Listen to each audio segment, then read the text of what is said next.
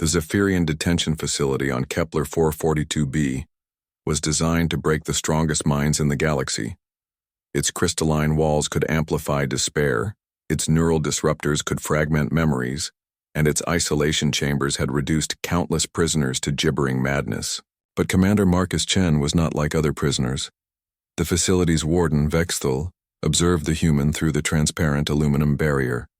3 rotations had passed since Chen's capture during the failed human colony defense of New Bangalore, yet the prisoner showed no signs of deterioration.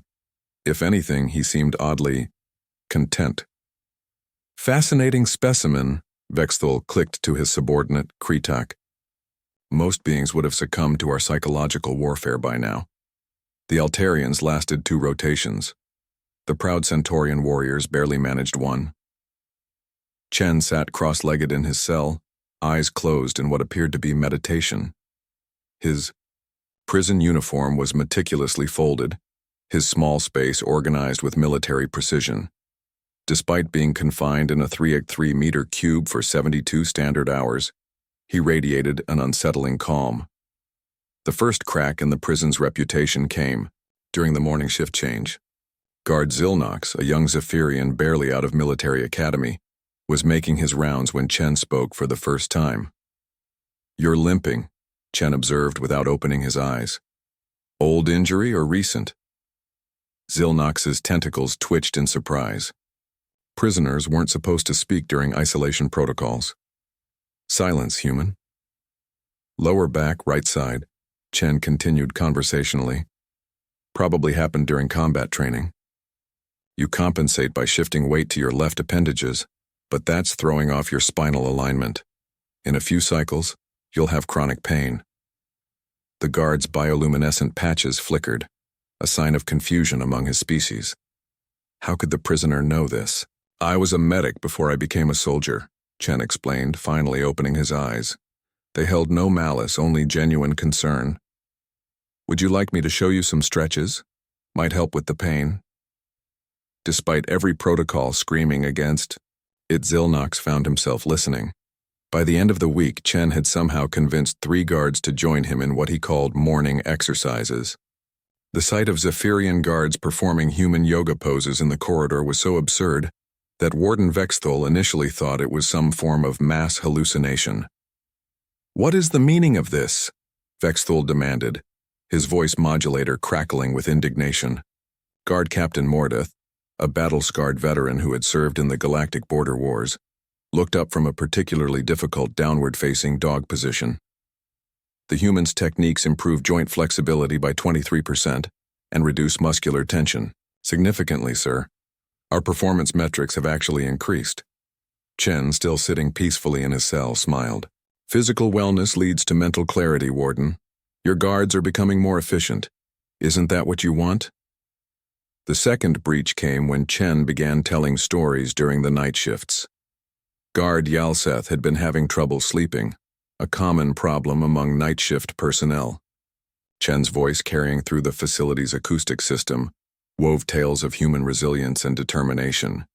He spoke of marathon runners who collapsed meters from the finish line but crawled across anyway, of mothers who lifted vehicles to save their children, of ordinary humans who became extraordinary when faced with impossible odds. But he also told gentler stories, of forgiveness, of finding hope in darkness, of connections that transcended species and distance. Soon, guards from other sectors were finding excuses to patrol near Chen's cell during story time. The facility's rigid atmosphere began to soften, replaced by something unprecedented: camaraderie. Warden Vexthul's breaking point came when he discovered Guard Kretak teaching human chess to junior staff members in the break room, using a set carved from recycled meal trays. "The prisoner is supposed to be broken," Vexthul raged. "Instead, he's converting our personnel." Chen, when confronted about his recruitment activities, simply shrugged. "I'm not recruiting anyone, Warden. I'm just being human. We're social creatures. We build connections, share knowledge, help each other. It's what we do." "This ends now," Vexthul declared. He activated the facility's most extreme measure. The empathy nullifier, a device that would strip away Chen's ability to connect with others, leaving him truly isolated. But as the machine hummed to life, something unexpected happened. The guards who had spent weeks with Chen, learning from him, laughing with him, finding purpose beyond their duties, stepped forward. "Sir," Guard Captain Mordeth said quietly, "we request permission to speak on the prisoner's behalf. He has shown us better ways to manage stress," added Zilnox. "His stories helped me process trauma from the border wars," Yalseth contributed. "He fixed my chronic pain," said another guard, "and mine. He taught us that strength isn't just about breaking others, it's about building them up." One by one, nearly the entire guard staff voiced their opposition to the empathy nullifier. They didn't see Chen as a prisoner anymore. They saw him as a teacher, a friend, a reminder of who they could be beyond their roles as jailers. Warden Vexthul stared at his mutinous staff in bewilderment. In 3 decades of running detention facilities across the galaxy, he had never encountered anything like this. The human hadn't broken under their techniques. Instead, he had somehow made everyone else question the purpose of breaking. Chen stood at his cell door, hands clasped behind his back in a relaxed military stance. "You know, Warden, I think there might be a fundamental flaw in your approach. You're trying to break people, but humans, we're really good at being unbreakable. It's kind of our thing." He gestured to the assembled guards. "These aren't my recruits, they're just people, beings, who remembered what it feels like to be part of something better than fear and control. That's not recruitment, that's just hope." The facility fell silent except for the hum of life support systems. Vexthul looked at his transformed staff, then at the human who had somehow turned a prison into a community. For the first time in his career, the warden wondered if perhaps they were imprisoning the wrong species' potential.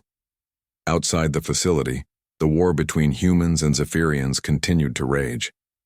But inside those crystalline walls, something new had been born, something that would eventually spread far beyond one prison, one planet, one conflict. Because sometimes, the most powerful weapon isn't the ability to break your enemies. Sometimes, it's the ability to help them remember who they really are.